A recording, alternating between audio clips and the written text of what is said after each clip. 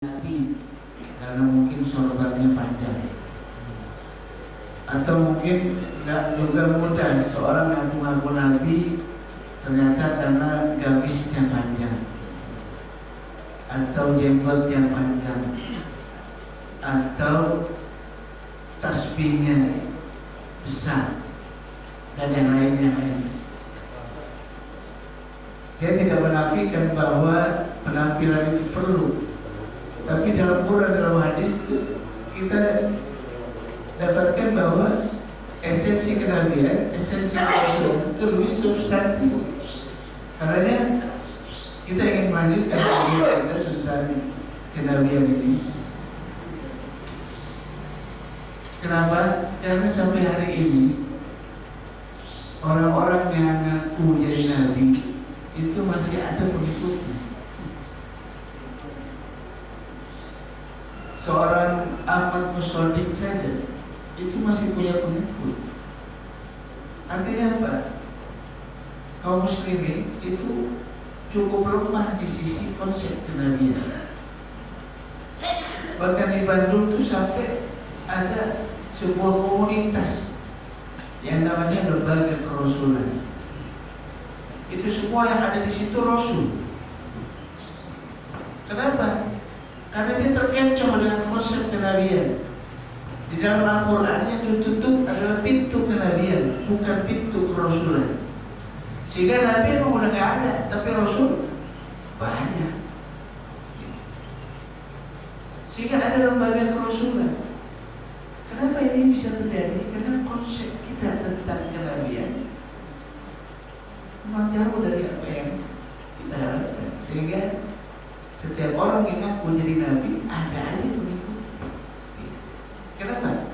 Entah mungkin karena lihat tampangnya, entah mungkin lihat cara penampilannya, sehingga dia itu sampai hari ini masih eksis. Siapa yang dukung? Bukan orang-orang bodoh, banyak sarjana, banyak orang-orang pintar terkecoh, ya kan?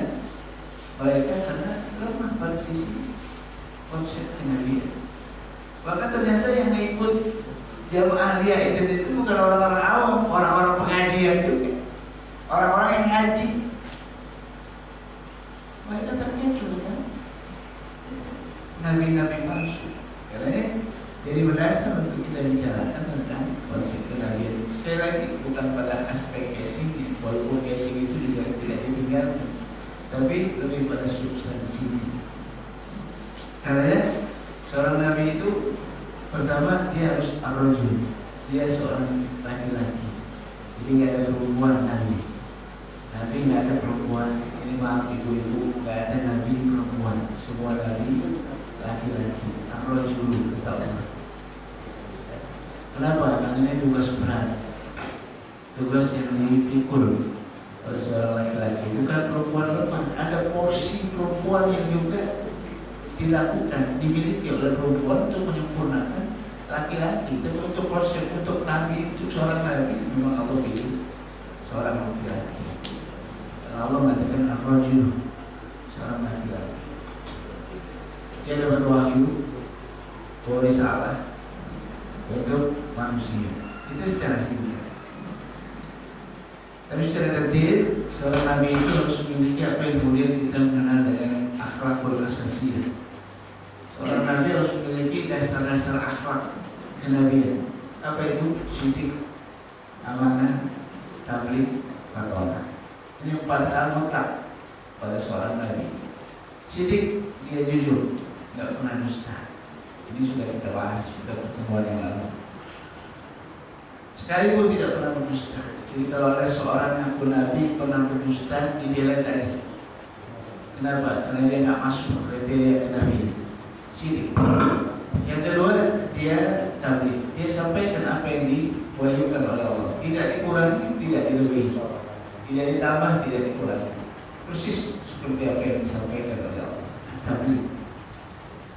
Yang ketiga, bahwa seorang nabi itu cerdas, fatwa. Tidak ada nabi bodoh. Dan yang keempat, seorang nabi itu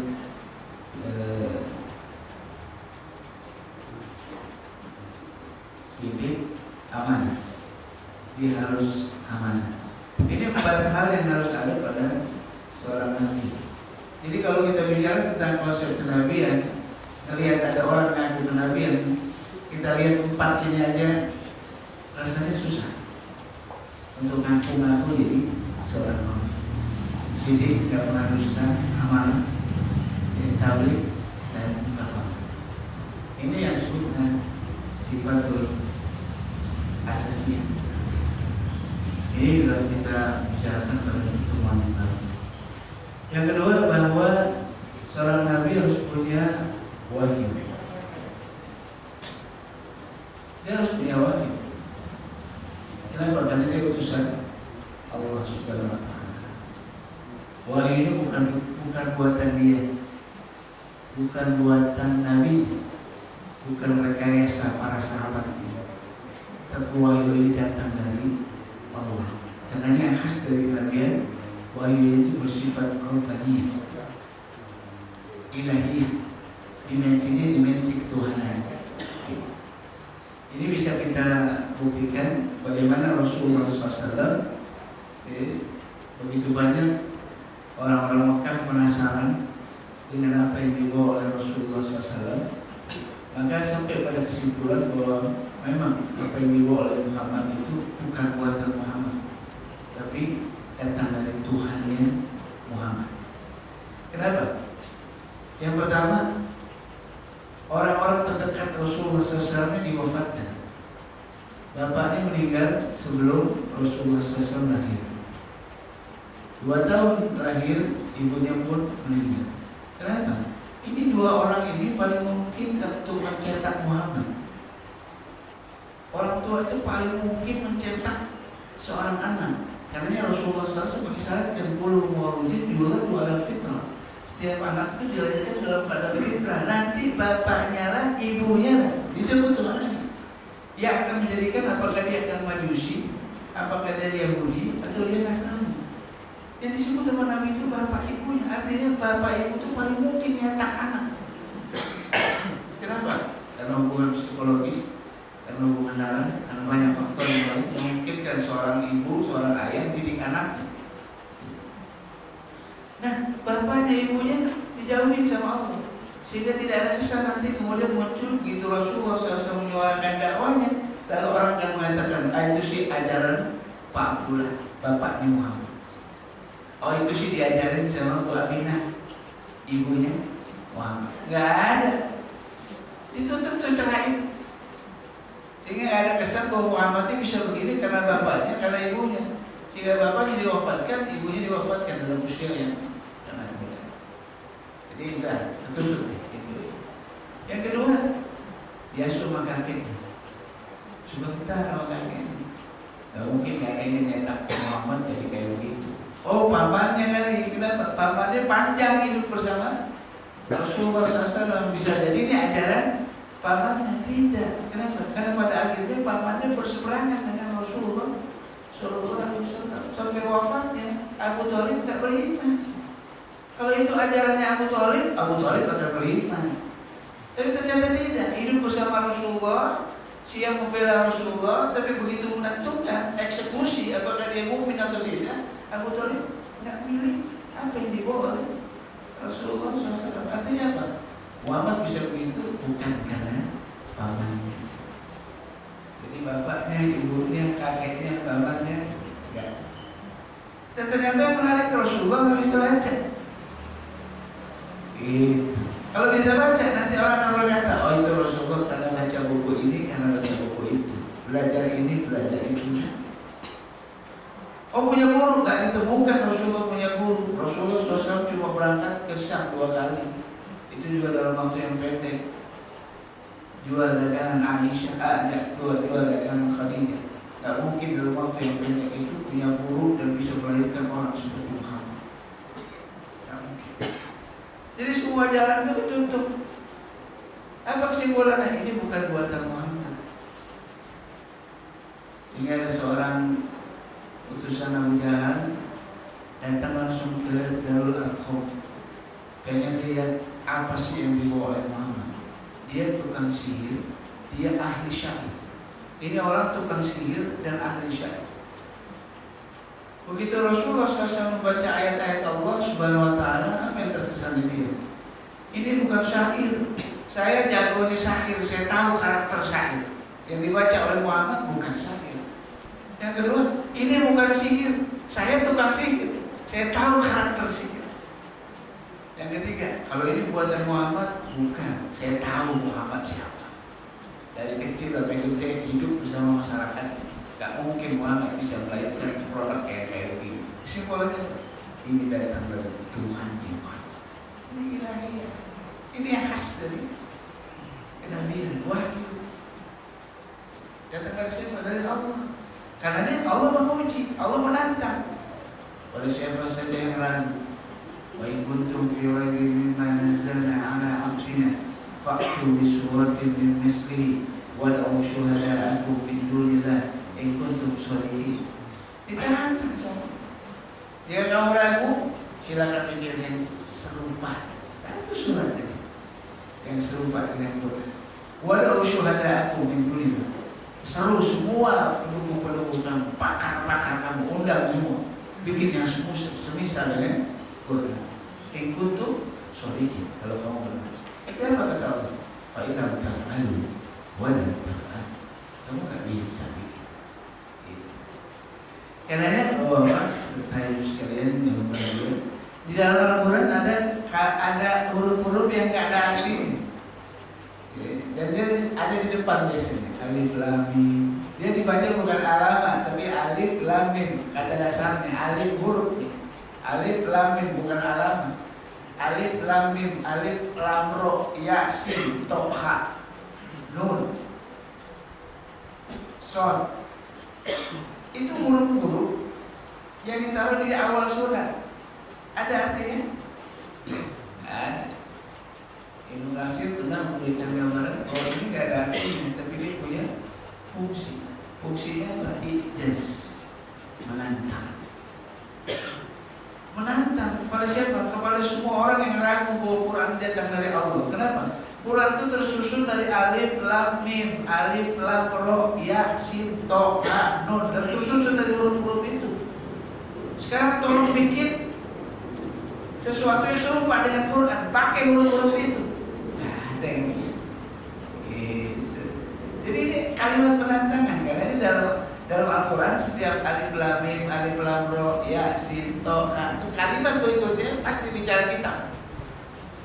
Alif lam mim zalikal kitab, yasin wal Quran, toha tanzilul kitab. Jadi kalimat kedua ini bicara hampir 90% dari kata-kata alif lam mim, alif lam ro, yasin dan sebagainya. Ayat kedua itu bicara tentang kita.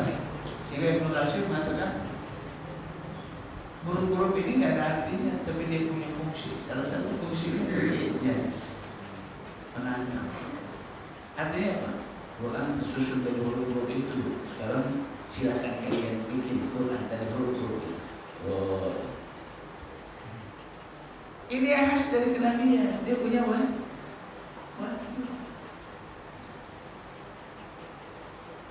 Bapak serta ibu sekalian yang berbahagia, orang boleh bisa bilang apa aja bahwa dia dapat wahyu. Si Musailamah al-Kadzdzab juga mengaku punya wahyu, tapi jauh dari sifat-sifat ilahi. Ghulam Ahmad juga katanya dapat wahyu, bahasanya bahasa Inggris, itu jauh dari sifat-sifat ilahi. Jauh. Nggak tahu apa maksudnya dapat wahyu. Kalau dia ini dapat wahyu, wahyunya datangnya menjelang maghrib. Kalau Rasulullah wahyu datang menjelang fajar. Ya. Kalau dia itu datang menjelang maghrib. Nggak tahu. Jadi kalau Rasulullah menjelang fajar, ya disyaratkan kalau dia itu menjelang maghrib. Wahyu yang jauh dari sifat-sifat ilahiyah. Itu yang khas dari kenabian. Bahwa dia punya wahyu. Sifatul asasiyah punya wahyu, yang ketiga punya ijaz, punya mukjizat. Semua nabi difasilitasi oleh mukjizat. Apa mukjizat? Suatu hal yang luar biasa yang datang dari Allah Subhanahu wa Ta'ala. Disebut ijaz karena dia mengalahkan kekuatan di zaman itu. Maka Fir'aun, Nabi Musa AS punya mukjizat mengalahkan kekuatan Fir'aun, tukang sihir Fir'aun. Sampai digambarkan ular-ular yang diciptakan oleh tukang sihir Fir'aun itu dilarang oleh tongkatnya Nabi Musa. Kenapa? Karena waktu itu sihir mulai hebat-hebat, sampai tukang sihir itu pun beriman kepada Allah. Begitu sihirnya dilalap oleh tongkatnya Nabi Musa, semua tukang sihir itu langsung beriman. Fir'aun marah-marah, ente belum ada izinin udah beriman. Belum diizinin sama Fir'aun udah beriman. Nanti akan saya silang, akan saya potong silang kaki tangan, dipotong silang kaki segini, tangan kanan, kaki kiri, tangan kiri, kaki kanan. Itu ancaman Fir'aun kepada tukang sihir Fir'aun. Ketika mereka beriman kepada Musa, kepada Allah Subhanahu wa Ta'ala.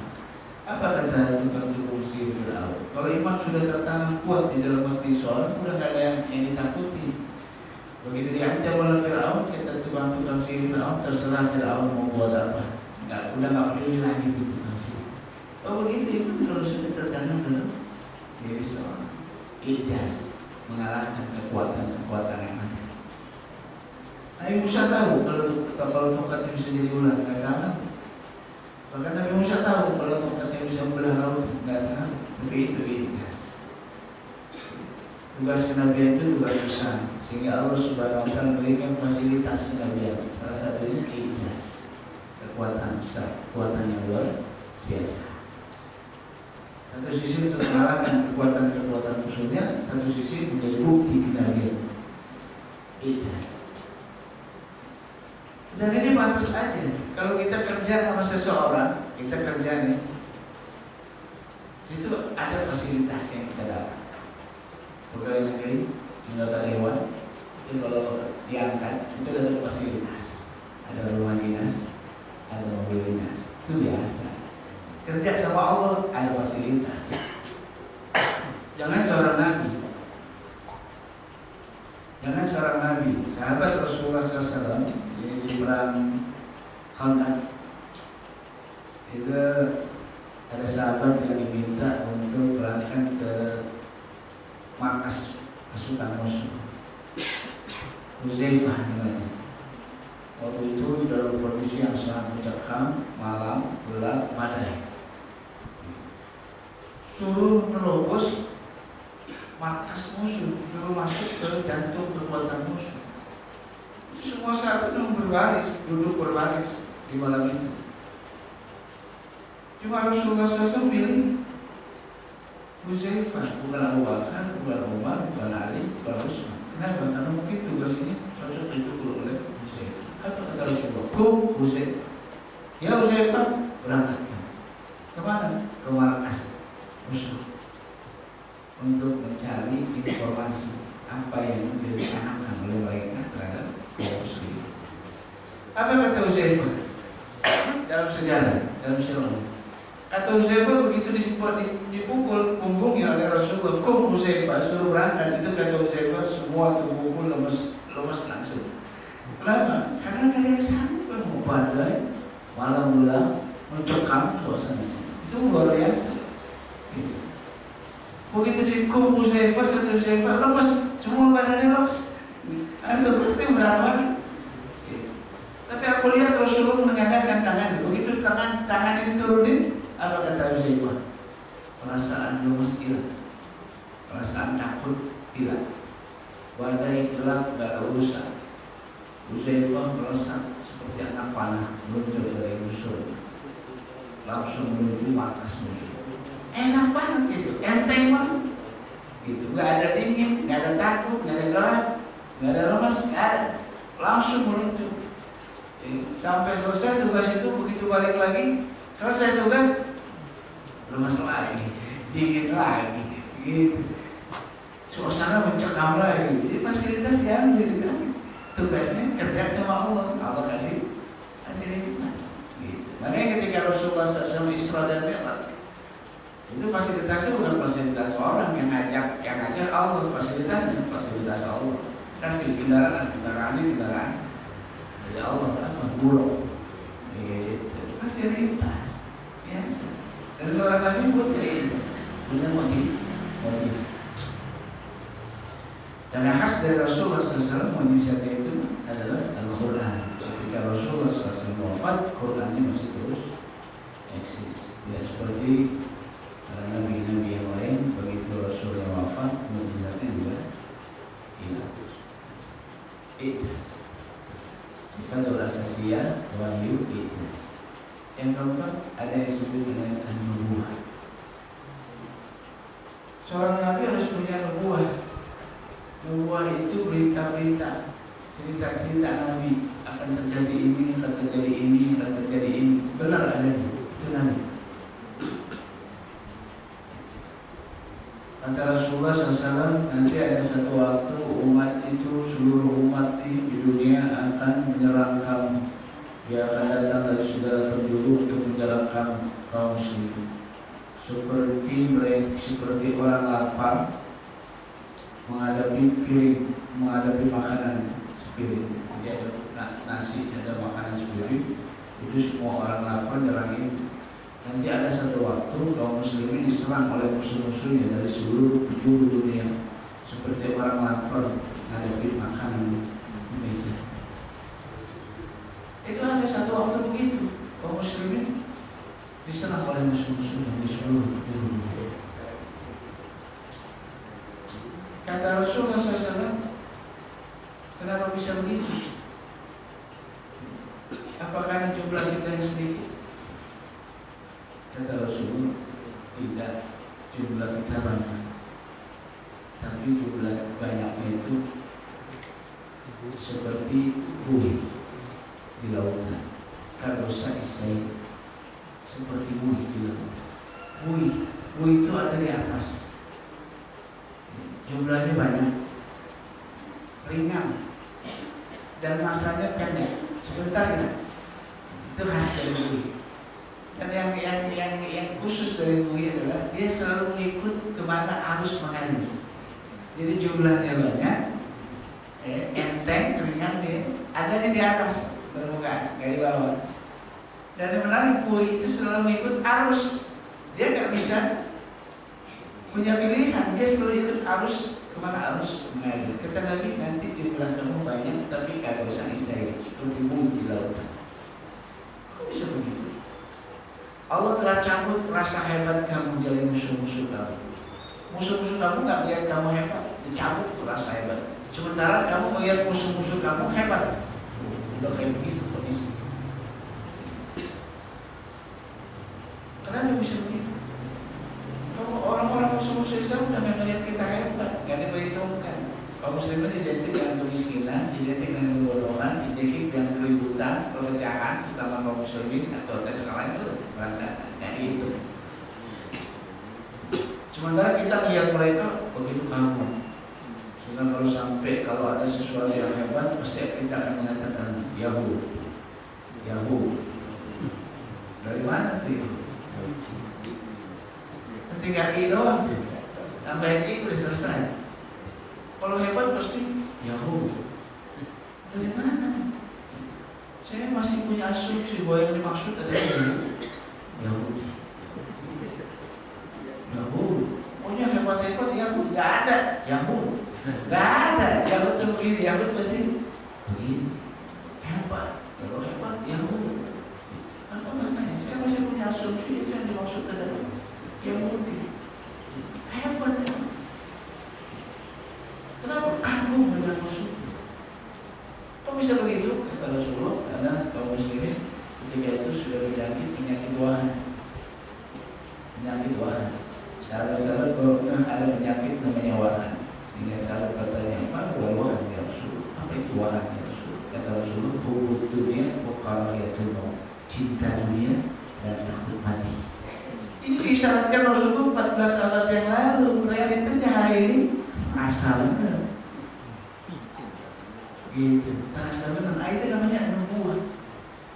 Saya tidak ingin menyebut ramalan kenabian, karena kalau ramalan diidentikan dengan tukang-tukang sihir itu ramalan. Tapi berita yang disampaikan oleh Rasulullah untuk sesuatu yang terjadi di masa depan dan pasti ada. Itu nabi, itu yang disebut dengan nubuah. Nabi punya itu. Nanti salah satu indikasi akhir zaman adalah Quran tinggal tulisan.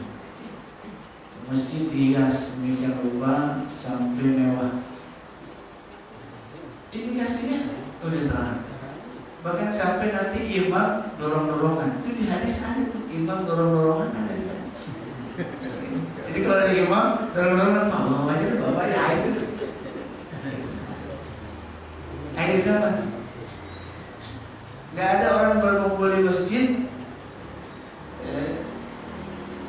tapi mereka tidak sholat. Masjid tinggal bangunan.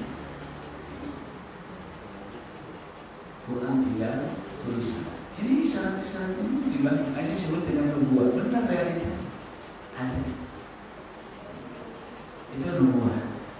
Ada begitu. Dan yang disampaikan Nabi benar.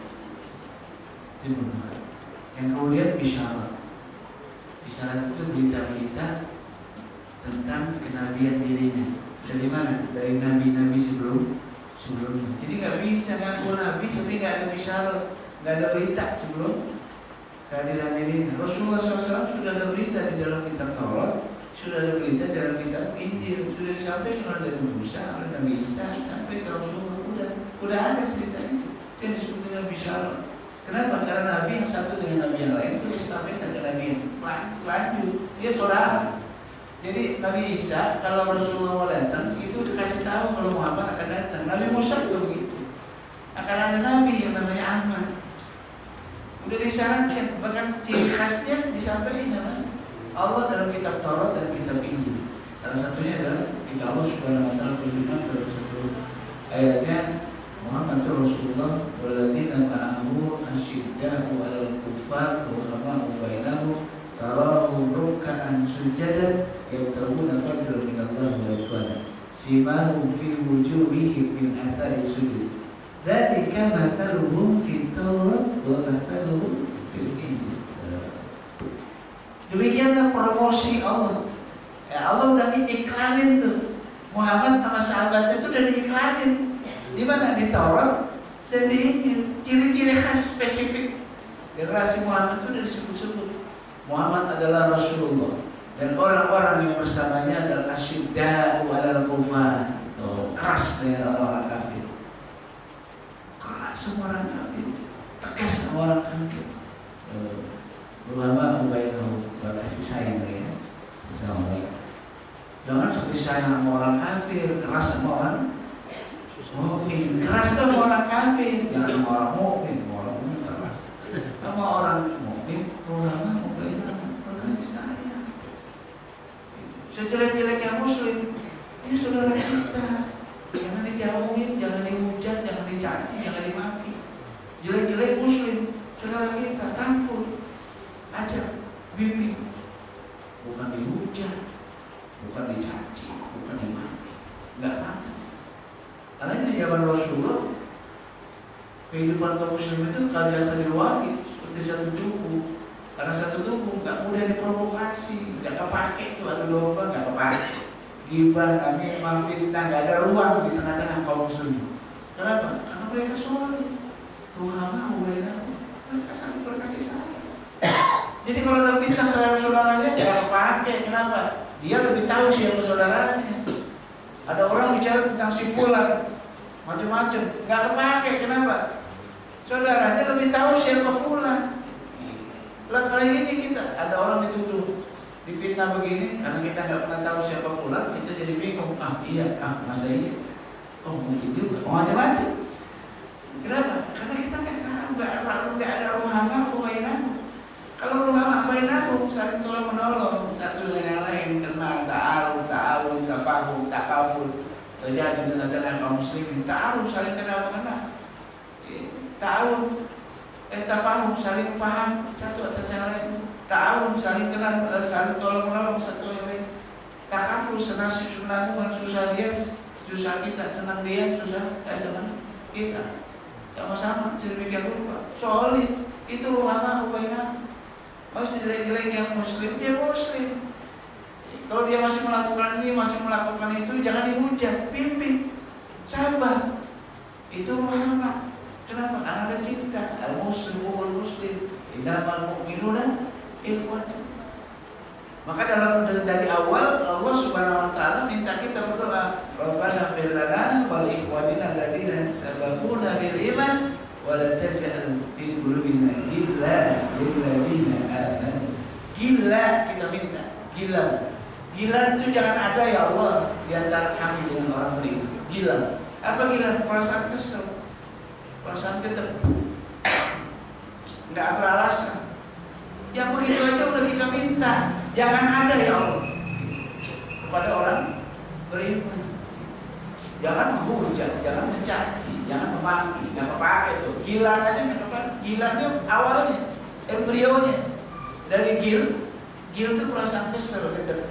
Kalau untuk bapak itu gue kesel aja. Kenapa Pak? Nggak tahu, pokoknya gue kesel. Nggak bisa didefinisiin. Gitu. Gedek aja gitu. Kalau bapak itu datang ngaji, dia pulang. Kalau ada bapak itu, dia pulang. Kalau nggak ada bapak itu, dia ngaji. Bapak kalau ada bapak itu kenapa sih dia mau ngaji? Gue kesel aja. Kenapa? Nggak tahu. Pokoknya gue lihat kesel aja. Nggak bisa didefinisiin. Gil namanya. Gil. Nah gil ini nggak bisa diam. Dia akan muncul jadi zon. Apa aja dikerjain bapak itu salah. Zon. Inna ba'da zonni ismun. Kalau udah zon, prasangka buruk, nggak berhenti di situ, dia akan jadi gibah.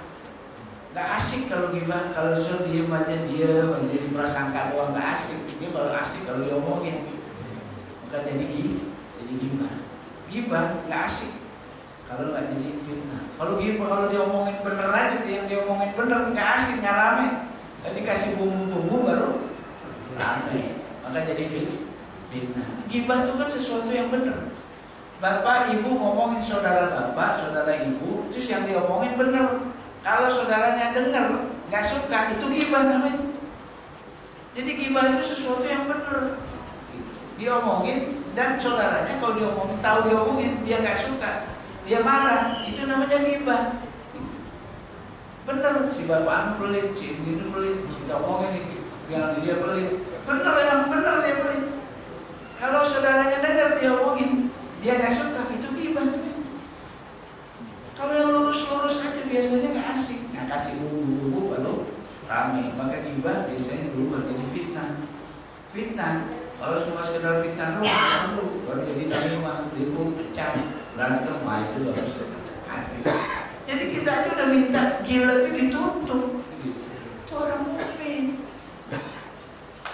Asyidda wal kufar bukan mau bainahu. Keras sama orang kafir, berkasih sayang sama orang mukmin. Tarohu ruk'an sujud. Kamu akan lihat pengikut Muhammad adalah orang-orang yang senantiasa rukuk dan sujud. Bahkan bekas-bekas sujudnya nampak di wajah-wajah mereka. Apa kata Allah? Dari kamataku fi Taurat wa mataku fi Injil. Ini isyarat. Ini isyarat. Jadi nggak ada Nabi ngaku-ngaku Nabi terus nggak ada berita sebelumnya, nggak ada cerita. Itulah Muhammad ngaku-ngaku Nabi. Kalau kamu sering sadar akan konsep kenabian nggak pakai, nggak ada. Makanya yang menarik semua nabi-nabi palsu ngaku jadi Ahmad. Semuanya Ahmad Muhammad. Kenapa? Karena dia tahu Nabi terakhir namanya Muhammad. Gitu. Jadi pakai Ahmad semua. Bisa Ghulam Ahmad, Ahmad Muswadi, ada Ahmad yang gitu. Cuma sampai situ doang. Katanya itu bisa Ahmad yang mana? Itu namanya bisa. Dan terakhir yang kedua. Yang terakhir Ahtamal, buah-buah Nabi, produk Nabi. pertemuan berikutnya karena ini agak panjang tentang athar buah-buah Nabi, produk kenabian. Ini konsep kenabian. Jadi dia harus punya sifat asasiyah, dia harus punya wahyu, dia punya mukjizat, dia punya nubuwah, dia punya isyarat, dan terakhir dia punya tamarat. Gitu. Jadi nggak ngaku-ngaku dikit-dikit gampang ngaku jadi nabi, ngaku jadi rasul, nggak bisa. Ini akidah kita. Ini juga bagian dari akidah kita. Kita suka lemah di sisi kenabian, kita suka lemah di sisi hadis, kita suka lemah di sisi Rasul. Sehingga sosok Rasulullah SAW ditikam dengan tikaman yang luar biasa. Targetnya adalah agar kita ragu. Kalau Allah, Quran udah putus asa nih. Quran udah putus asa. Mau masukin, mau ngecomin, udah putus asa. Rasanya mereka udah putus asa. Tikaman mereka sekarang dituju pada sosok Rasulullah Sallallahu Alaihi Wasallam. Bagaimana bisa menimbulkan keraguan terhadap Rasulullah? Kalau ragu terhadap Rasulullah, nanti ragu terhadap Quran. Kenapa Quran turun pada Rasulullah SAW? Kalau ragu pada Quran, nanti ragu sama Allah. Selesai. Maka Rasulullah SAW disebut-sebut sebagai orang yang haus darah. Kenapa? 10 tahun di Madinah itu 85 kali ekspedisi militer. Haus darah, tukang perang. Bahkan disebut-sebut surga di bawah kilatan pedang. Wah, tikamannya apa? Muhammad bisa hebat begitu karena haus darah. Pantas kalau umat itu jadi teroris. Nabinya ngajarin teror. Ini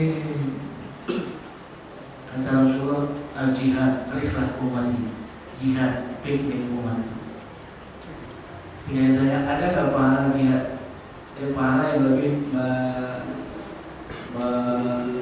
lebih mulia daripada jihad. Kata Nabi, aku nggak ketemu amalan yang lebih utama daripada jihad. Oh, jadi pantas kalau umat Muhammad jadi teroris. Muhammad nabinya tukang perang. Gimana kita jawab tuduhan ini? Kan ini yang dia ada muslim Islam, ada dua muslimin ragu. Yang kedua, Rasulullah SAW punya banyak istri. Ini juga menarik. Ditikam Rasulullah dari sisi ini.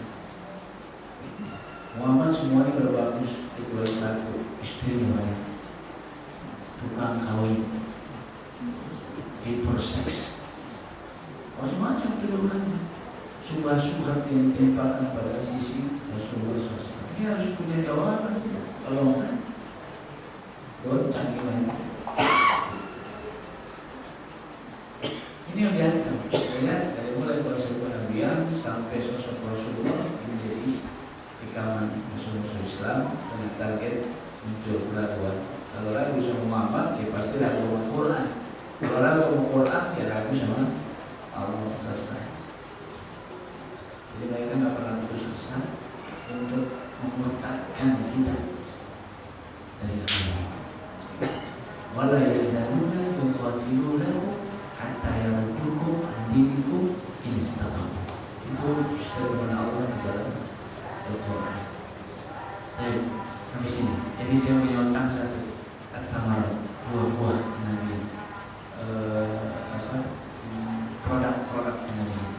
Ini juga penting. Sehingga seorang Nabi pasti punya ini. Kalau enggak, itu dia bukan Nabi. Silakan kalau ada yang mau sharing, mau lagi dalam pembahasan saya. Baik, alhamdulillah, jazakallah khairan katsir wa yang telah menyampaikan pelajaran yang pada pagi hari ini terkait dengan ciri-ciri seorang nabi. Mudah-mudahan apa yang telah disampaikan semuanya akan menambah keimanan dan ketakwaan kita kepada Allah SWT. Langsung saja, barangkali ada pertanyaan dari Bapak dan Ibu. Ya, 1, 2, ada lagi? Ibu ya, 3.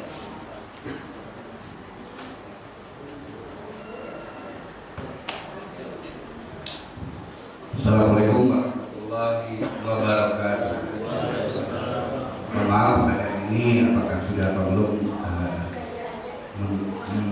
mohon penjelasan tentang Islam Nusantara.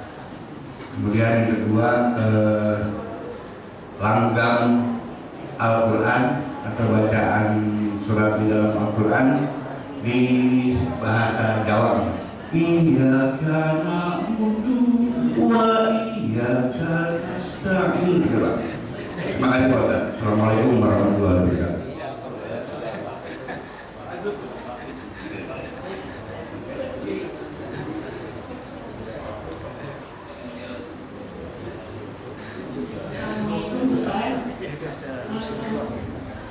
Sebenarnya dari tumpukan permasalahan yang Islam hadapi itu, menurut Ustaz, itu apa sih yang paling esensial harus dibenahi, harus paling utama kita sadari gitu.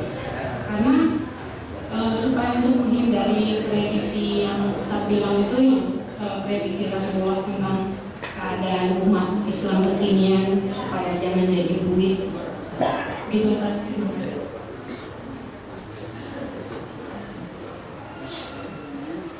Bisa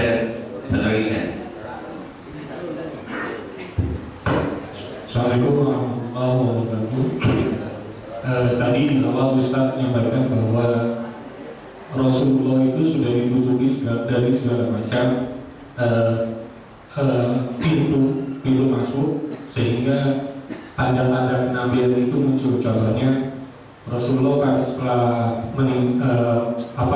lahir, orang tuanya wafat, terus tidak dididik oleh orang tuanya, dididik oleh kakeknya sebentar, dididik oleh pamannya, sehingga tidak ada pikiran-pikiran oh ini didikan dari orang tua atau segala macam. Itu sudah dilindungi oleh Allah. Nah, terkait dengan takdiriyat, kan ada pihak-pihak yang ingin menjatuhkan Islam dalam dua poin yang Ustaz sampaikan. Yang pertama adalah terkait dengan umat Islam itu suka kekerasan. Yang kedua karena Rasul sering perang seperti itu ya. Yang kedua adalah Rasulullah istrinya lebih dari satu.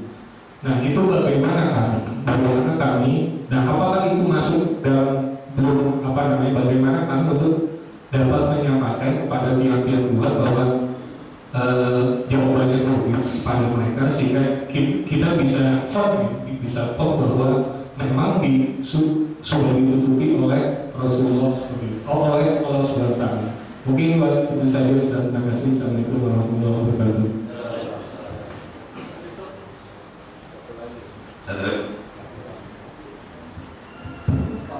Assalamualaikum warahmatullahi wabarakatuh.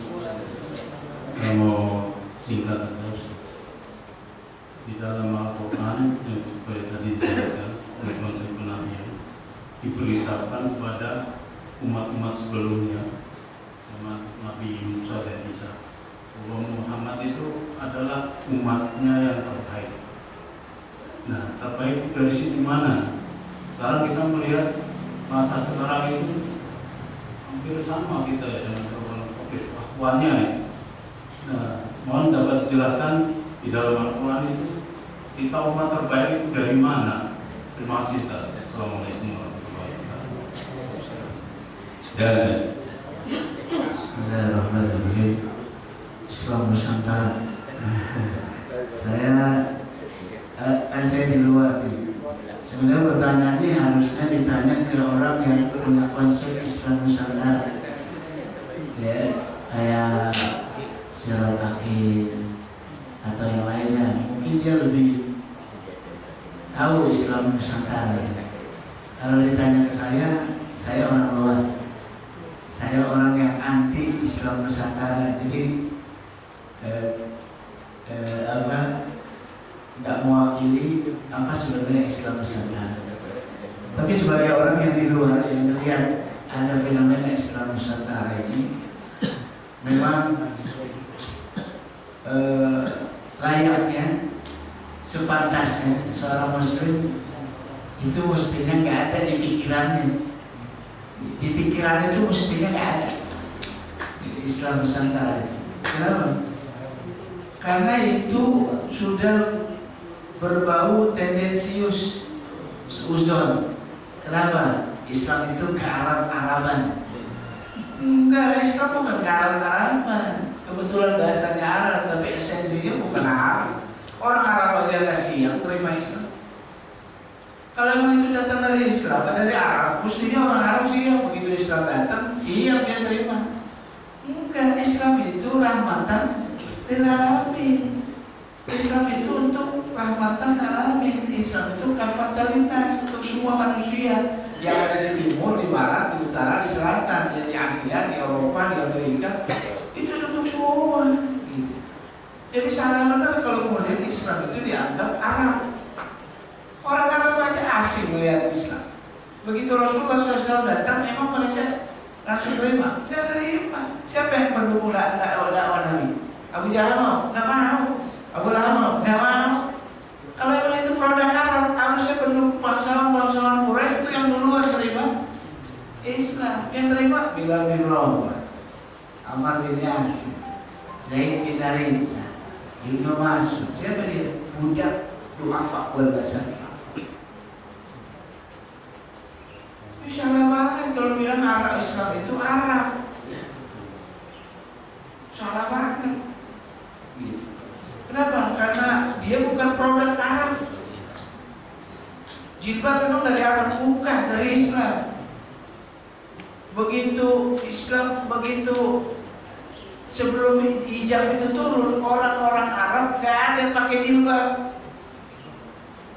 Bagaimana mungkin kita bilang jilbab dari Arab, jilbab dari Islam? Kenapa? Orang-orang Arab sebelum jilbab turun ayatnya, orang-orang Arab nggak pakai jilbab. Ini fakta sejarah. Ketika Utsman bin Affan datang ke seorang sahabatnya di satu waktu, lihat istrinya bajunya berantakan, rambutnya acak-acakan. Itu di hadis. Kata Utsman, ada apa gerangan, wahai ibu, kenapa penampilan kamu begini? Gitu. Kata sahabiah ini, tuh teman kamu udah gak butuh dengan saya. Jadi rupanya istrinya, Abu Darda, suaminya itu udah gak butuh istri. Makanya istri gak usah tampil-tampil bagus, acak-acakan aja. Kenapa? Tuh suami kamu udah gak butuh dengan saya. Kenapa? Kalau siang puasa sepanjang hari, kalau malam sholat sepanjang malam. Kapan interaksi dengan istrinya? Jadi sepanjang hari itu puasa. Begitu maghrib selesai isya pun sholat malam sampai subuh. Kata istrinya, dia udah gak butuh dengan saya. Di hadis itu disebut si Ummu Darda gak pakai jilbab, belum turun ayat hijab. Gak ada orang-orang pakai jilbab sebelum turun ayat hijab. Sehingga dalam satu riwayat ketika hijab itu turun, perintah menutup aurat itu, para sahabat sedang ngaji di satu rumah. Begitu turun ayat untuk menutup aurat, apa yang terjadi?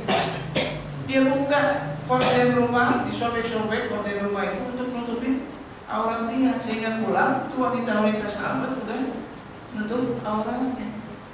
Sebelumnya nggak menutup aurat. Salah banget kalau Islam identikin dengan Arab. Islam rahmatan lil alamin, kafatalitas, bukan produk Arab. Buktinya orang Arab, orang misalnya Rasulullah, sukunya sendiri aja. Nah, bahkan Islam berkembang bukan di Mekah, tapi di Madinah. Saudara nggak ada, suku nggak ada. Kerabat dekat nggak ada. Jadi salah banget kalau itu diasumsikan produk Arab. Kalau Arab itu harusnya didukung oleh orang Mekah, didukung oleh bangsa-bangsa Quraisy sehingga Mekah berkembang sedemikian rupa. Baru itu sih produk Arab. Ini sukunya, negerinya, kampungnya aja nolak. Apa yang dibawa oleh Rasulullah SAW? Yang terima orang Madinah, 460 kilo dari Mekah. Yang terima orang jauh, bukan kampung, orang kampungnya gitu. Jadi bagaimana mungkin? Oh, itu produk Mekah. Bukan. Jadi harusnya pikiran itu nggak ada gitu. Kalau sampai ada, ini bertanyakan emang. Ini pertanyaan, kenapa nggak sederhana Pak? Ngomong Islam Nusantara itu nggak sederhana. Kalau udah bicara Islam Nusantara, berarti perlu kitabnya. Kitab Islam Nusantara apa? Berarti butuh nabinya. Siapa nabi? Islam Nusantara. Siapa yang jadi uswah hasanah dari Islam Nusantara? Nggak sederhana. Kalau itu nggak ada, ini produk penyesalan. Mengkerdilkan Islam. Dan dia nggak pantas datang dari seorang Muslim, apalagi datang dari seorang ulama. Nggak harusnya nggak ada pikiran. Di pikiran aja nggak ada. Gitu harusnya. Dia pikir kayak produk barat. Jadi kalau produk barat masuk dari sini harus disesuaikan dengan Indonesia agar kita tidak ke barat-baratan. Kata dia, ini produk Arab. Begitu dia masuk ke Indonesia, jangan sampai kita ke Arab-Araban. Oh gitu. Sehingga perlu muatan lokal. Kayak apa muatan lokal? Ya, akan mengadopsi semua bentuk klinik di negeri ini. Itu yang disebut Islam Nusantara. Klinik-klinik semua diadopsi. Primbon jadi rujukan. Apa? Coba nggak ada konsepnya. Nggak punya konsep. Mulok muatan lokal.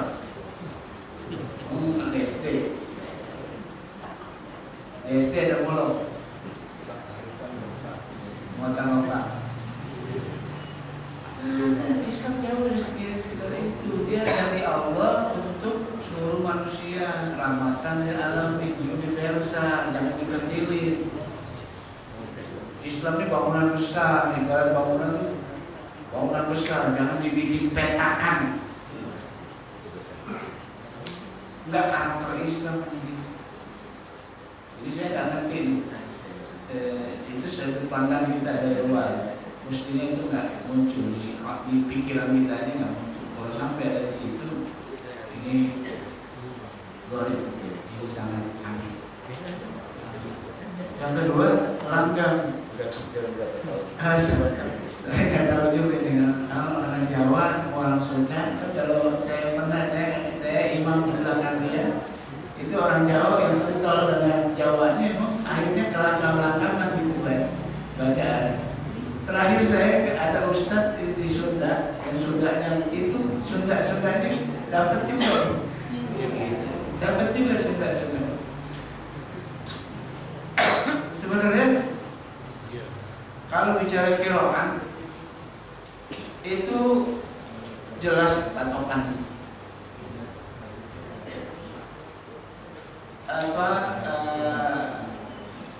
Aturannya itu jelas. Sehingga kalau nadanya ini karena agak susah nih, kalau bicara nada ini cenderungan. Kalau nadanya itu kejawa-jawaan, karena dia orang Jawa, selama koridor baca Qurannya pas, benar. Sebenarnya emang satu sisi nggak bisa dihindari, selama bacaannya benar, akhirnya makolotnya, faidah bacaannya benar, masuk dalam konteks itu.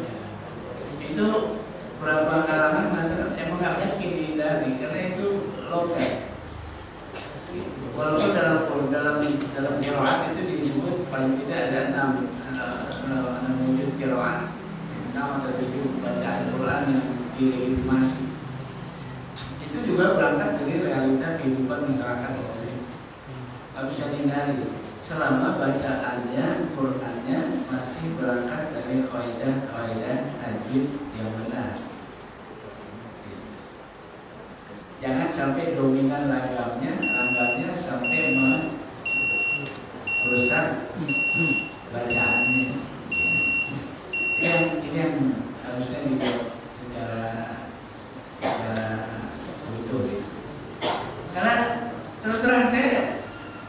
di belakang dia itu ini kayak Sunda, yang Sunda banget ini.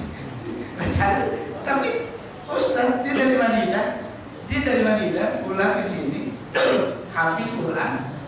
Tapi logat Sunda ini kan bisa dihilangin kalau dia rasa-rasain. Ini kayak anak Sunda, tapi kaidahnya cuma tertib sedikit.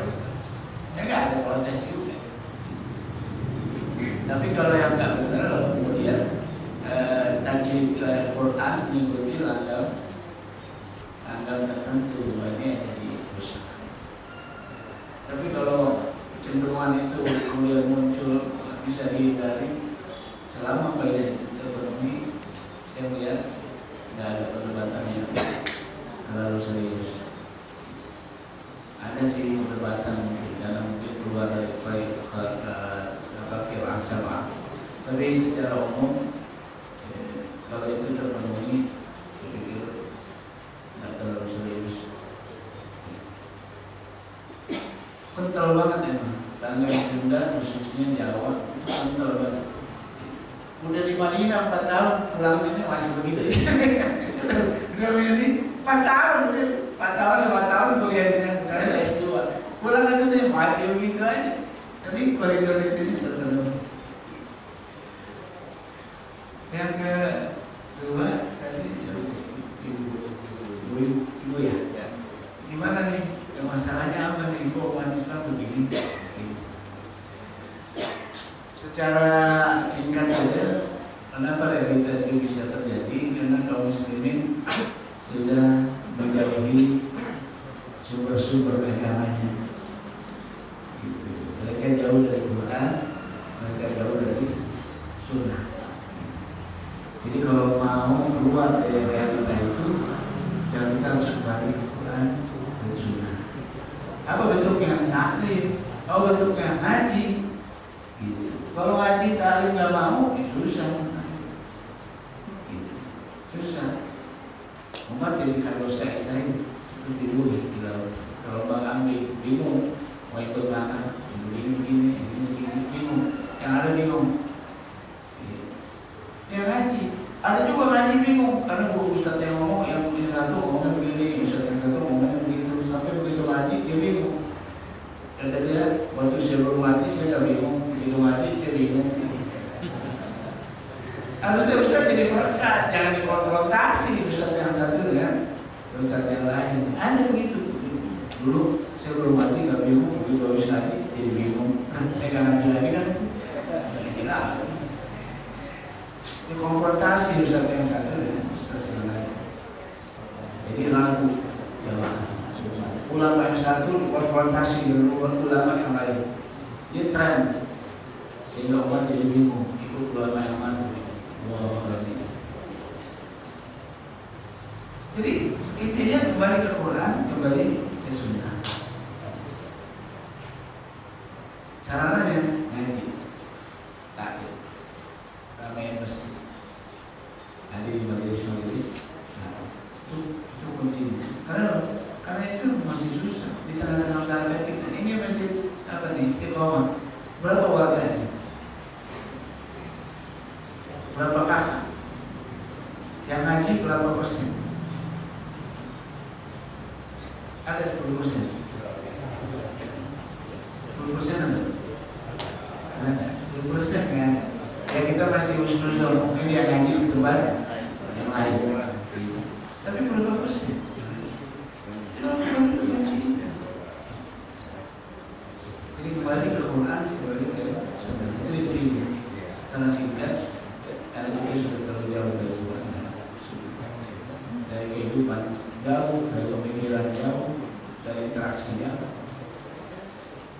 Yang ketiga, apa tadi? Oh ini, gimana nih jawab kita? Kayaknya panjang kembali ini.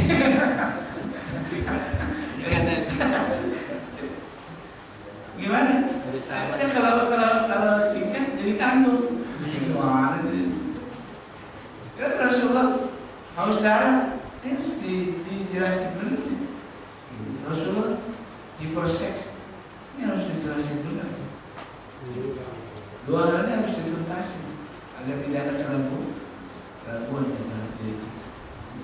Rasulullah SAW 85 kali ekspedisi militer. Itu yang dibunuh sama Nabi cuma satu. 85 kali ekspedisi militer. Itu yang dibunuh Nabi cuma satu. Apa Nabi haus darah. Bayangin perang Badar, perang Khandaq, perang Uhud. 10 tahun Nabi cuma bunuh satu. Gimana haus darah. Umar bin Khattab ketika datang panggil perangnya dengan gembira, dia mengatakan kami menang perang. Karena waktu itu dia terdesak, dia kembali ke rumah, kami terdesak, dia masuk satu posisi, dia naik ke atas gunung, musuhnya mau datang, dibantai habis naga itu. Panglimanya datang ke Umar dengan senang hati, dia mengatakan kami menang dalam peperangan. Umar menangis. Kata Umar, emang gak ada cara lain? Emang gak ada cara lain kecuali membunuh? Sesungguhnya yang namanya menang itu adalah musuh menjadi teman. Itu menang. Itu bukan bunuh. Bukan pembunuhan. Yang namanya kemenangan itu musuh jadi lawan jadi kawan. Itu kemenangan. Itu Umar. Itu Rasulullah SAW menyiapkan ekspedisi militer mau perang. Apa Nabi bilang? Jangan rusak tanaman, jangan rusak rumah, jangan bunuh anak-anak, jangan bunuh perempuan, jangan bunuh orang tua, jangan rusak biara. Ini pasukan perang begini, pasukan perang mati. Pakai koridor kayak begini ribet banget. Jangan bunuh perempuan, jangan bunuh anak-anak, jangan bunuh orang tua. Jangan rusak tanaman. Tanaman aja nggak boleh dirusak. Nggak boleh merusak biara tempat ibadah orang-orang Nasrani. Ini perang gimana? Dan Nabi kalau perang ngasih tahu kita mau perang di mana, jam berapa, kapan. Sehingga orang yang mau perang memang dia tahu risikonya. Yang nggak mau perang pinggir. Kalau orang sekarang kan perang, orang lengah diserang. Rasulullah nggak pernah ngasih tahu, ayo kita perang di mana perangnya, jam berapa, kapan. Nggak ada orang lagi lengah diserang dibantai, nggak ada cerita. Ini juga harusnya memberikan pelajaran kepada para panglima perang. Begini perang, gentle, gentle. Kasih tahu Nabi. Kecuali Futuh Mekah itu bukan perang, itu penaklukan kota Mekah. Itu nggak kasih tahu. Kenapa? Karena kelakuan orang-orang kafir Quraisy sudah keterlaluan.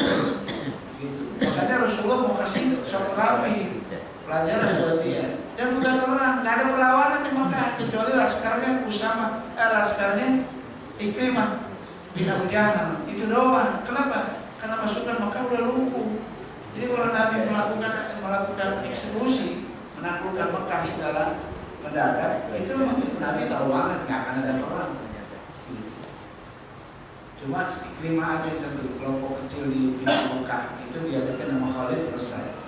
Sisanya nggak ada pertempuran, nggak ada pertempuran.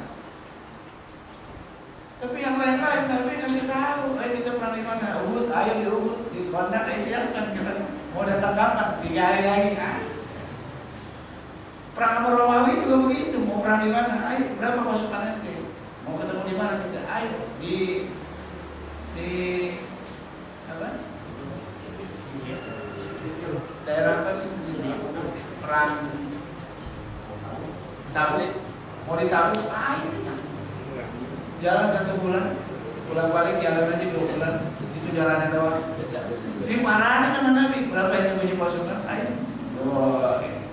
Sampai sana kagak ada pasukan Romawi, ditungguin sama Nabi. Ini kita jadi perang apa kan?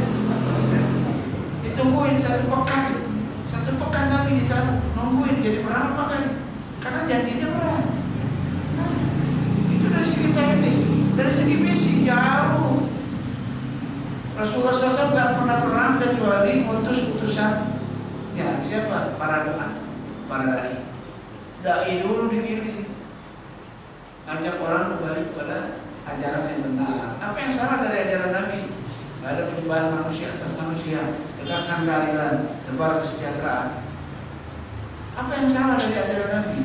Disodorin semua itu, di versi disodorin, di Romawi disodorin, konsep itu disodorin. Datang dai-nya dulu, utusannya dulu. Apa yang salah?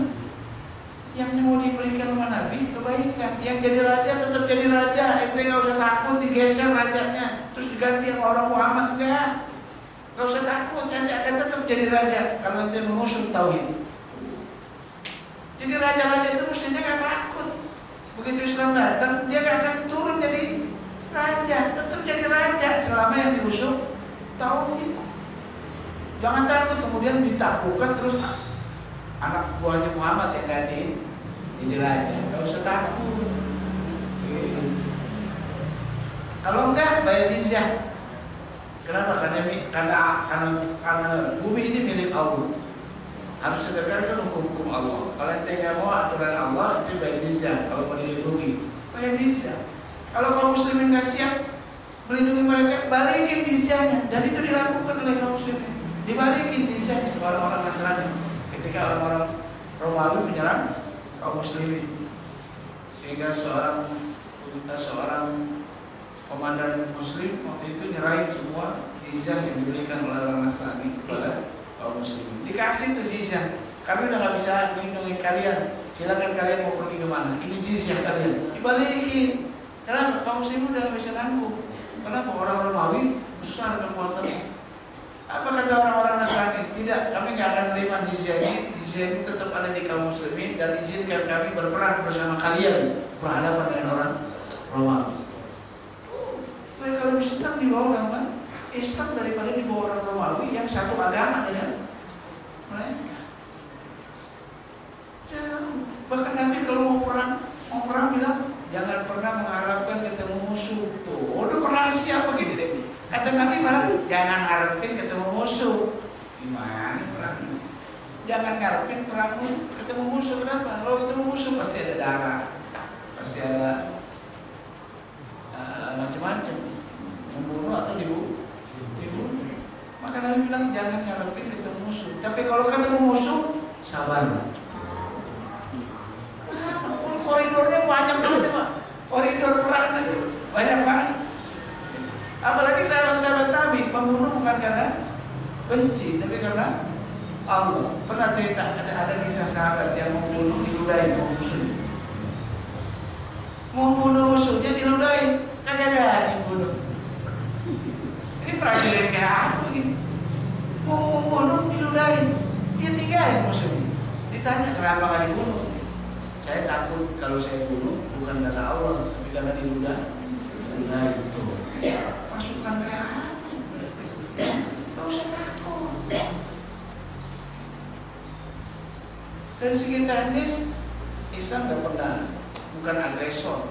Dia bukan agresor. Bukan agresor, dia menebar rahmat, memberi kebaikan, datang utusan baik, ngasih kebaikan. Kalau nggak bisa kasih jaminan, dilindungi. Kalau nggak bisa, bahkan juga dia perang. Karena ini milik Allah, bumi ini milik Allah, harus tegak aturan Allah. Kalau nggak mau, dia harus pinggir. Ini misi yang dimulai Nabi. Kalau perang itu alternatif terakhir. Kenapa terjadi ekspedisi militer? Karena banyak orang-orang yang kufur, bangkang dengan kekufurannya. Makanya harus pakai kekuatan. Nggak selalu pakai Quran. Nggak selalu pakai Quran orang taat. Kadang-kadang perlu kekuatan. Maka sering Quran disanding dengan pedang. Quran disanding dengan pedang. Kenapa? Karena belum tentu pakai Quran orang nurut. Kapan nurut? Pakai pedang. Bapak nih sekarang bilang, yang pada zina, yang pada minum Muhammad, Pak, jangan minum Muhammad ya Pak, nanti masuk neraka. Berhenti nggak minum Muhammad? Kagak. Kapan berhentinya? Pakai pedang. Berhenti dia. Orang yang pada berzina, orang yang pada berjudi, Pak, berjudi, jangan berjudi Pak, berjudi masuk neraka, nanti Bapak nyesel. Berhenti. Kagak. dibacain ayat judi, dibacain ayat zina, dibacain ayat khamar, dibacain dia dengar. Ada yang pakai Quran nggak bisa, bisanya pakai Quran. Nggak bisa kekufuran ditolerir. Kalau dinasihatin nggak bisa, ya harus diperangi. Umirtu an uqatilan nas hatta yashhadu an la ilaha illallah wa anna Muhammadar Rasulullah. Aku diperintahkan oleh Allah untuk memerangi manusia, kata Nabi, sampai mereka taat kepada Allah. Jadi kalau bapak ibu punya anak nih, disuruh menurut baik, disuruh makan, apa konsekuensinya? Konsekuensinya kenapa? Kita orang tuanya, kita manusia dia. Kalau dia nggak mau, ya udah, akan ada konsekuensi logis. Ini milik Allah, bumi ini milik Allah. Turun Rasul, menebar rahmat, beri kebaikan. Apa yang salah dari Nabi? Nabi nggak ujung-ujung perang, nggak ujung-ujung perang. Tapi perlu kekuatan militer. Kenapa? Karena musuh-musuhnya nggak semata-mata pakai Quran, tapi harus dipaksa dulu. Dengan apa? Dengan kekuatan. Itu realita yang kita bisa saksikan dalam sejarah. Jadi yang berbeda cuma satu loh. Kalau Nabi istri banyak, kalau Nabi mau, Nabi nggak mau istri banyak. Kalau feeling saya nih, nggak mau. Kenapa? Janda, anak keluarga. Ada legitimasi syar'i yang ditegakkan oleh Allah dalam konteks pernikahan Rasulullah SAW. Ada banyak syariat yang digulirkan dalam pernikahan Nabi. Ketika Nabi nikah dengan Zainab, istrinya Zaid bin Haritsah. Zaid bin Haritsah itu anak angkatnya, nikah sama Zainab. Nggak langgeng karena Zainab bangsawan, orang lain. Zaid orang biasa, ternyata nggak bisa juga beradaptasi. Sampai Zaid lalu Rasulullah mau cerai, Zainab menikah ngeluh mau cerai, udah nggak tahan, akhirnya cerai. Zainab dinikahi dengan Nabi, anak angkatnya dinikahi dengan Rasulullah. Ini kalau cerita-cerita musuh-musuh Islam ini luar biasa. Rasulullah SAW pernah menikahi Zainab karena dia pernah datang ke rumah Zaid. Zainab sedang tiduran dan terbuka sebagian auratnya, sehingga Rasulullah SAW jadi bernafsu meminta Zaid nyerahin istrinya untuk dinikahi. Oh, ceritanya kayak cerita fiksi demikian rupa. Ini dilontarkan oleh musuh-musuh Islam. Apa sih pesan Allah di situ? Pesan Allah di situ adalah anak angkat tetap jadi anak angkat, nggak pernah jadi anak kandung, sehingga istrinya boleh dinikahi. Demonstratif banget, emang demonstratif Nabi nikahin anak angkatnya untuk memberi kesan ke orang-orang Arab waktu itu bahwa anak angkat tetap jadi anak angkat, istrinya boleh dinikahi. Kalau anak sendiri nggak boleh, anak sendiri. Istrinya anak kita nikahin nggak boleh. Jadi Rasulullah ingin membedah pemahaman orang-orang Arab waktu itu bahwa anak angkat itu jadi anak kandung. Tidak, anak angkat tetap jadi anak angkat, tidak pernah berubah menjadi anak kandung. Zaid bin Haritsah tetap Zaid bin Haritsah, nggak pernah jadi Zaid bin Muhammad. Itu didudukkan, demonstratif memang nikahin istrinya, luar biasa. Tapi itu yang harus dilakukan. Ada hikmah syariah, ada syariat yang digulirkan di situ. Jadi jauh dari seks mania, hiperseks, dan sebagainya yang dituduhkan oleh Rasulullah. Kalau mau juga Nabi nikah di Mekah 13 tahun, belum ada perang, belum sibuk Nabi belum sibuk. Kalau mau senang-senang di Mekah 13 tahun, istri banyak, boleh itu senang-senang. Ini di Madinah 10 tahun, udah perang mulu, kapan senang-senangnya sama istri? Kalau coba lebih kan, kalau mau senang-senang juga di Mekah, Pak. Di Mekah ternyata istri cuma satu, Khadijah, dan gak nikah setelah Rasulullah menikah, setelah Khadijah meninggal, baru nikah. Yang lain itu di Madinah 10 tahun, ekspedisi militer 85 kali, kapan mau senang-senang? Istrinya janda, tua, bahkan ada istri Nabi yang umurnya 60. tahun. Zainab binti Huzaimah usianya 60 tahun. Sekarang ada yang mau bapak nikah mah? Jauh saya tanya sekarang, ada yang mau nikah usia 60 tahun? Kalau mau Nabi mau, kayaknya nggak mau nikah. Usama siapa? Sahabat Nabi ada di Manado. Anaknya 5. Siapa? Itu anaknya 5, anaknya 6. Kan beban. Kalau mau nikah juga jangan bawa anak. Oh, senang-senang. Anaknya di bawah. Ummu Salamah tuh anaknya 5. Suaminya meninggal, ikut hijrah untuk melindungi akidahnya, untuk melindungi agamanya. Rasulullah nikahin anaknya berapa? 5. Ummu Salamah. Bapak mau? Saya tanya nih, mau bapak?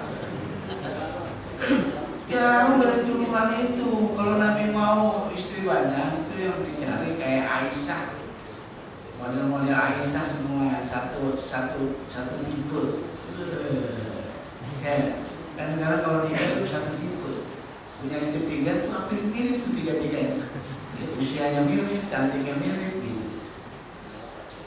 Nabi mirip dari mana? Aisyah mana nih? Zainab di mana? Karena ketika giliran istrinya Zainab, giliran istrinya yang lain, Rasulullah tahu, istri tahu kalau Rasulullah cenderung sama Aisyah. Karena jatah dia dikasih Aisyah. Dikasih jatah Aisyah, jadi Aisyah paling sering dapat jatah Rasulullah sehingga wafat juga di rumah Aisyah.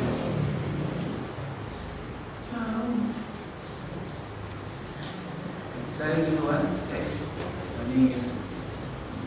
Tapi bisa ngambil wanita-wanita cantik habis perang, ambil putrinya, habis perang ambil wanita terbaik di negeri itu. Oh, bisa banget. Ekspedisi militer menang, ambil putri jadi istri. Oh, begitu baru. Kagak ada orang. Ada juga sahabat tuh. Ada sahabat di zaman saat bin Abi Waqqas. Dia mau perang, dia dengar cerita kalau di kerajaan itu ada putri cantik. Maka dia mau perang kalau syaratnya ghanimahnya dia, jangan harta, jangan apa, tapi ghanimahnya istri putri cantiknya itu buat dia. Itu buat dia putri cantiknya. Kata saat ya udah, akhirnya perang menang Pak, benar-benar. Begitu menang perang, ya benar akhirnya dia minta mana putri cantiknya. Kasih masalah. Nih putri cantiknya. Rupanya udah tua. Karena itu cerita zaman dia kecil. Ada putri cantik di kerajaan itu. Ini kan udah gede, putrinya udah tua. Begitu jatuh negeri itu, dia minta mana putri cantiknya. Ini putri udah tua. Kalau begitu tukeran kita mau yang lain. Tuker ganti sama harta, uang, sejumlah uang. Nah, ini datang kerajaan, ganti jizya, ganti harta. Apa itu? Mau minta berapa? Dia minta 1000 dinar. 1000 dinar. Dia kasih malahnya 1000 dinar. Buat anak raja kecil lagi. Kasih. Ngomong saat udah kamu udah ganti, udah minta berapa no? 1000 dinar. Dia bangga banget dengan bangganya dia, kayaknya banyak banget tuh 1000 dinar. 1000 dinar. Kata sahabat, ente nggak minta lebih dari itu? Apa sahabat bilang? Emang ada uang lebih dari itu? Dipikir itu udah paling gede tuh. Dipikir 1000 dinar itu udah paling gede. Kalau dia tahu dia bakal minta lebih dari itu. Cuma sayangnya dia tahu duitnya cuma 1000 dinar udah paling gede. Kata sahabat, ente nggak lebih dari minta lebih dari itu. Kata sahabat, memang ada kalau lebih dari 1000. Kalau kita model kita zaman dulu nih 1 juta skimming, udah kagak ada yang lawan.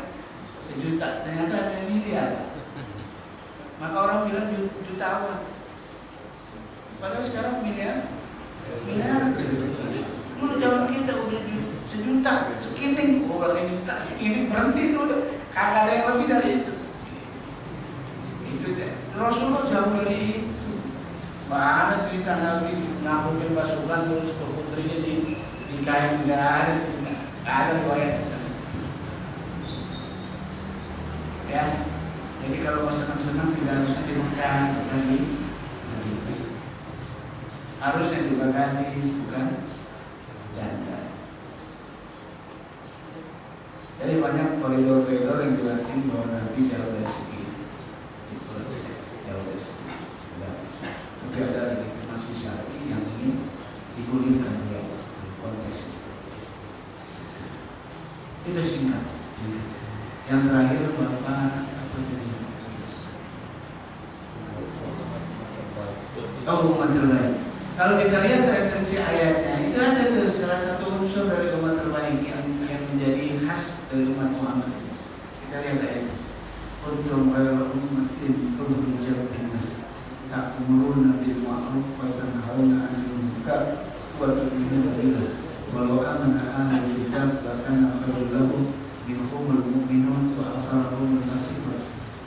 Jadi ada yang khas dari generasi terbaik. Kenapa umat Muhammad disebut umat terbaik? Karena ta'muruna bil ma'ruf wa tanhauna 'anil munkar. Ini yang khas.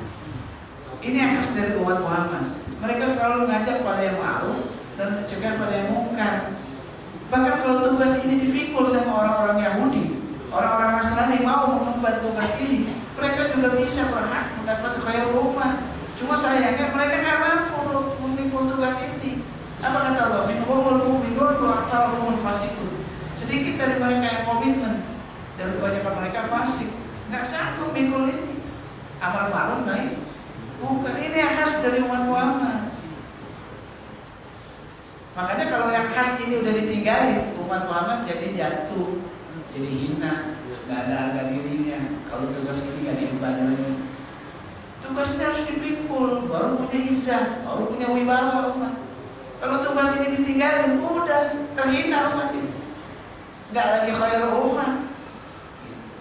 Makanya kita masih bersyukur banyak ulama-ulama yang masih lantang menyuarakan kebenaran. Kenapa? Di situ gengsinya, di situ izahnya. Dia nyelamatin bukan nyelamatin dirinya, nyelamatin banyak umat. Amar ma'ruf nahi munkar itu nyelamatin banyak umat, bukan ego pribadi. Kalau dia benci sama judi bukan masalah judinya. Kalau judi udah merebak, semuanya hancur.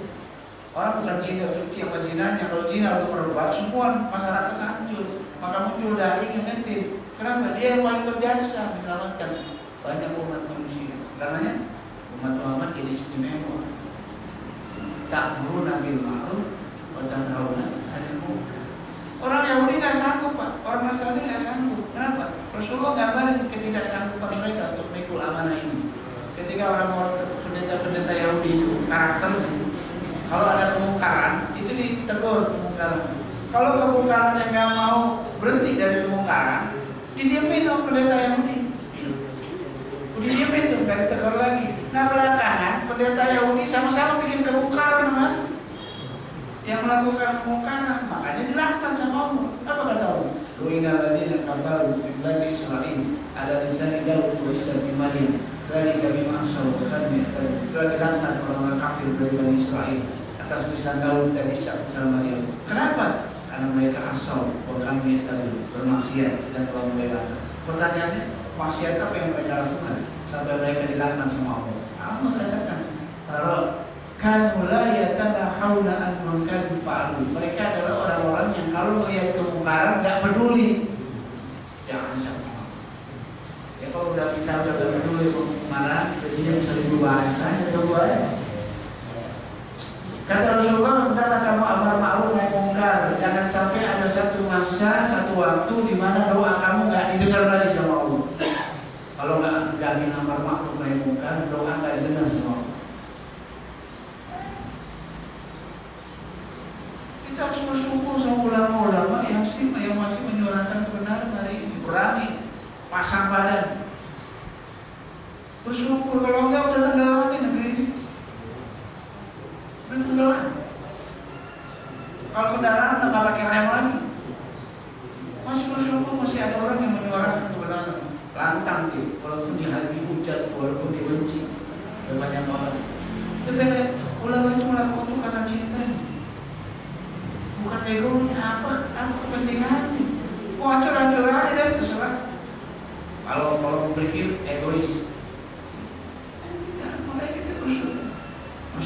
ulama-ulama yang orang yang juga tak dulu nabi ma'ruf baca narunan. Ini yang khas dari generasi Muhammad.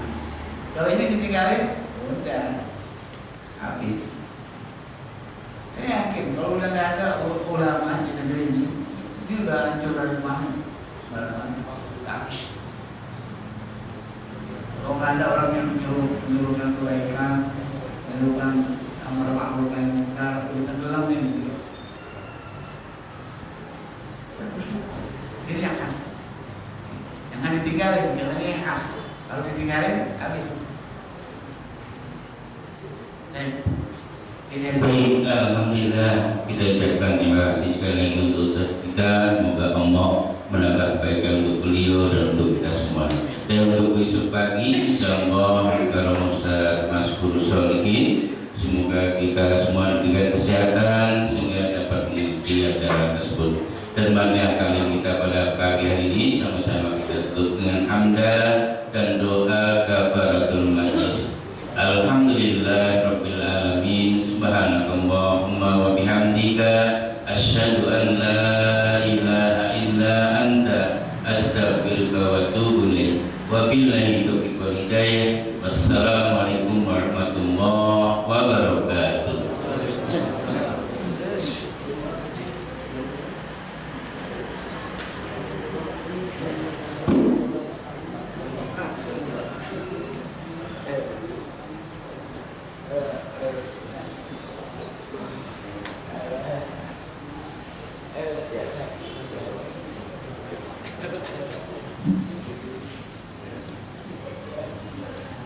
Mati.